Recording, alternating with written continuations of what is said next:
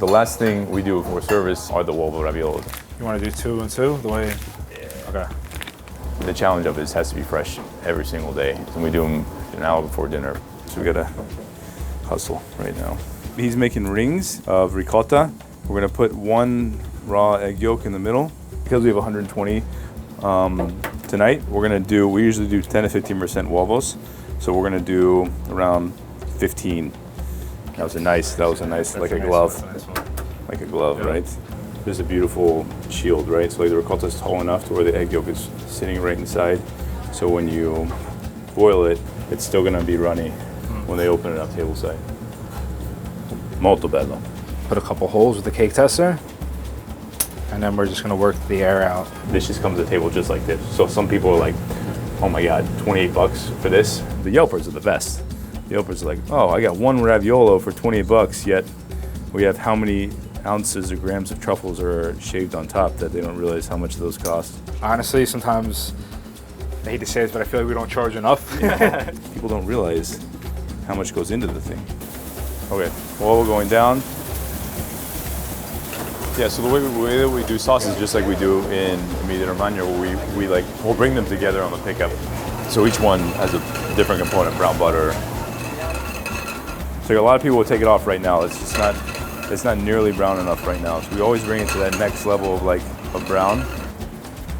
Tilt it back. And then look, you basically already have a sauce, an emulsified sauce, right? Back on the heat. You don't want a lot of sauce because you have so much sauce coming from the egg yolk. Just a touch. So you want to top that with a lot of truffle grande? Grazie, Anton.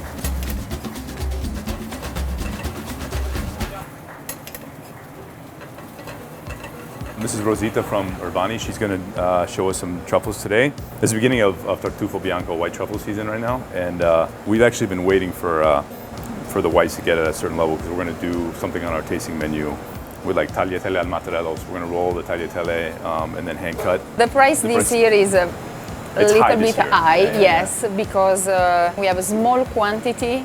We'll get 150 of Tartufo Bianco. Thank you again. Thank you. Have a nice day. You too. No one bought anything last year, you know? There's all this pent-up demand for Tartufo Bianco, and people are just like, how do we get as much truffle? I usually just wait. There's always like this competition to have the first Tartufo Bianco truffle, white truffle on the menu, especially in the city. And as soon as you get them, like, they're good, but they're not great. Like this is beautiful. Like,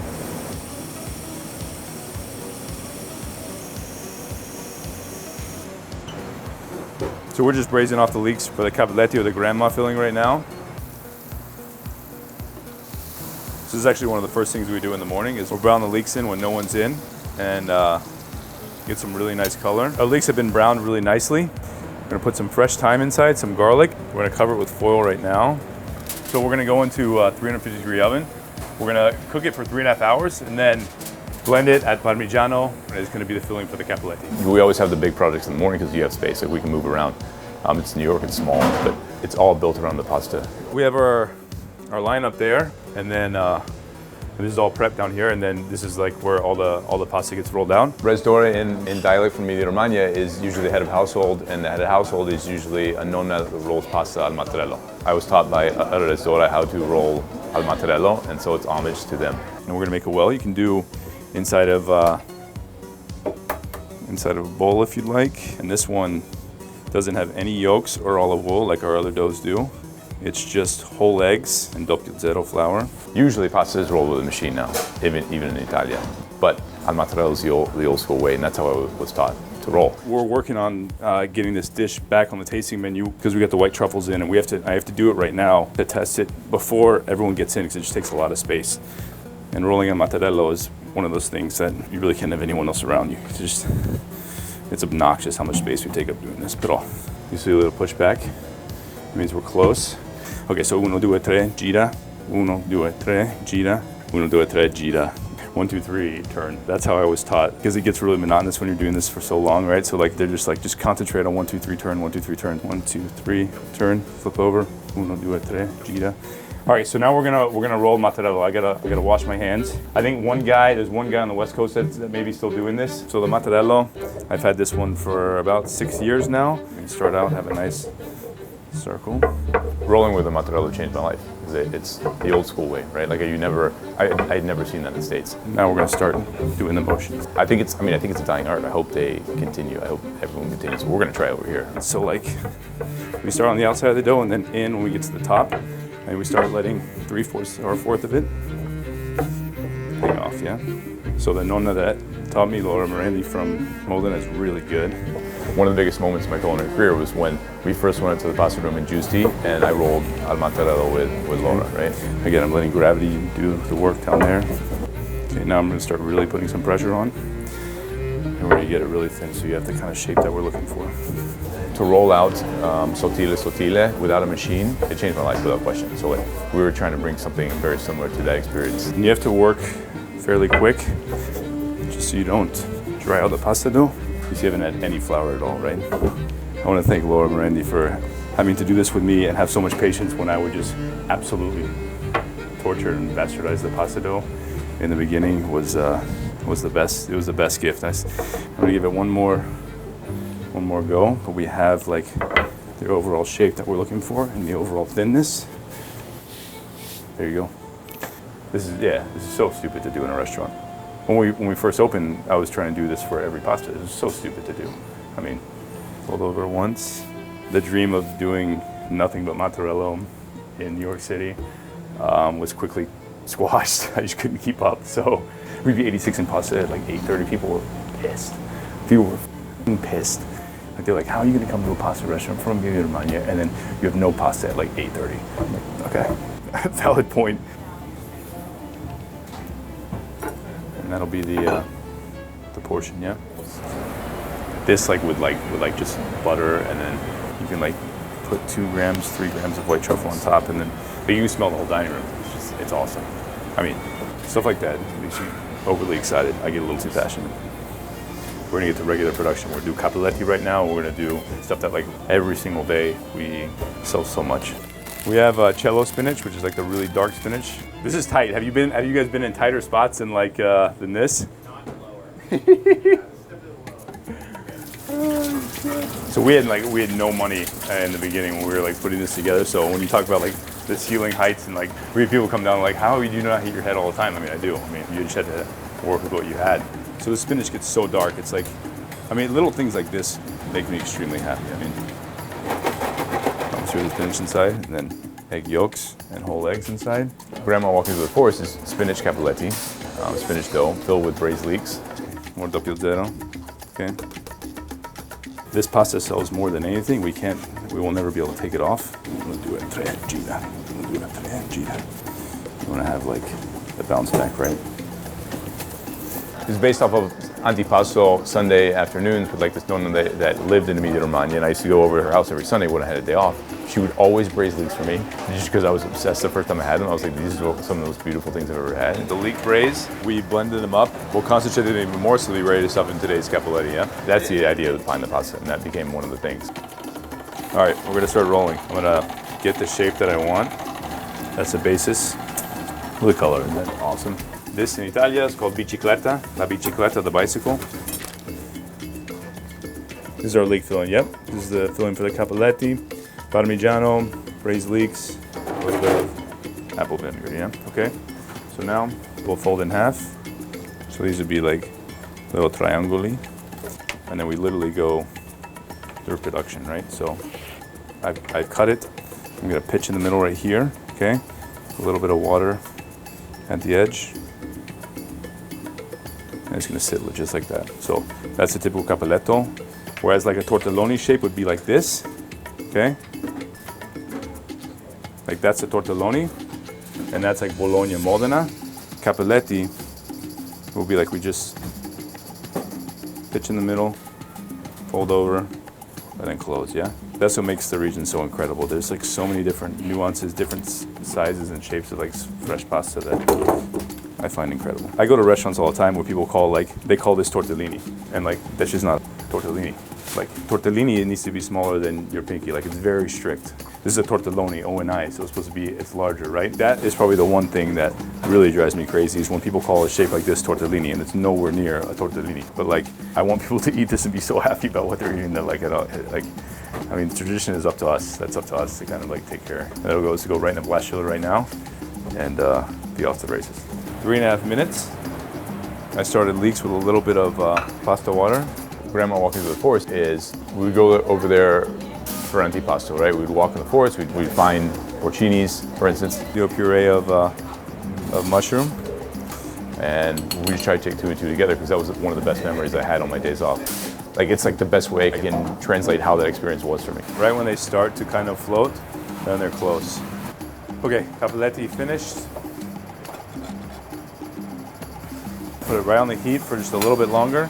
In Italiano, when we do this step and we cook it inside the sauce, we call it bello manticato. Deve essere manticato or bello manticato. Like, this is like when all the when you see a really nice sheen on the capelletto, yeah. And you see like the little pools of the sauce kind of just tucked away inside. That's like such a beautiful thing. Okay, so let's go to plate. A lot of people are just like, I just want to eat it. I'm hungry, which is fine too. But some people really think deeply into it and they get involved. We'll take one in the middle, and then we have them all go in the same direction on the way. All about the little things. Because it's been so long to make the beautiful pasta, right? It's like, yeah, people ask why we're basing these dishes off of a name or like an experience or something. Well, it's because, I mean, isn't that what a menu is in the end of the day for a lot of chefs or cooks? It's just like a culmination of experiences they've had. That's it. Grandma walking through the forest, I mean, it's one of those that's, we can never take off. All right, so we have around 9 different pasta doughs that we use. This is the workhorse dough, right? This is the pasta gialla, the yellow pasta dough. I have olive oil in this dough. We have egg yolks and whole eggs. I've been looking all over the States for really beautiful yolks, and these guys have some amazing yolks in Arkansas, just like in Italia. So look at the color though, right? You see I haven't added any flour at all right now, right? You want to start getting really good to where you get a recipe down. You have the right amount of flour in the beginning, because then you can be consistent every time. It's about 1 right now, and we're about to roll out agnolini. So this is like the large version of the pasta gialla that we do. He's doing probably about 500 to 700 a day. 45 minutes, an hour, he'll have 500 agnolini done. It's pretty incredible. Agnolini, we do the traditional filling of prosciutto, mortadella, and then pork shoulder, nutmeg, parmigiano, and then we punch the discs out.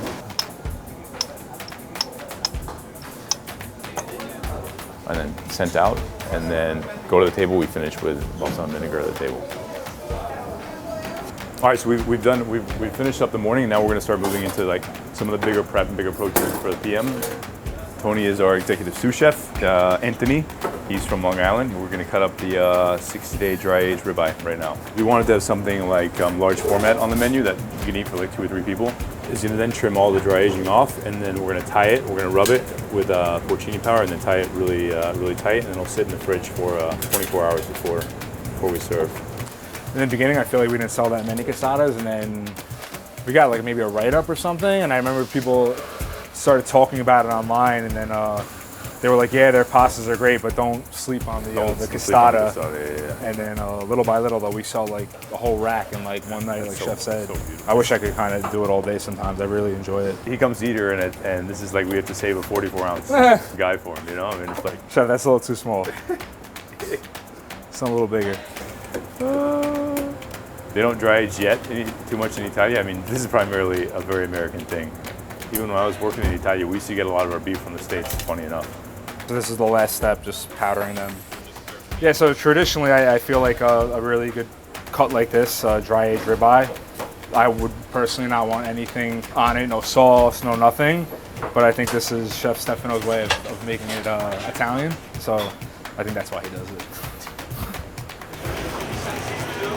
Crab delivery just came in. We got a king crab, 10 pounds, and we're gonna get it in the oven and steam it. It's for girasoli, which is a pasta dish we do. And this is gonna be the filling. This pasta, it's a tough sell because it's crab's super expensive, so it's an expensive dish. Now that everything's coming back, hopefully, yeah, we get back to normal and people let the good times roll again, for sure. We have it set at steam, so when you open it up, you gotta be careful. Otherwise, you're gonna get a steam facial. Okay. Hour and a half to line up. He's about to pull out the crab. Yeah, I mean, it's 3 p.m. right now. We have a lot to do. Probably a little over ambitious to to try and get to the crab, but we're gonna do it.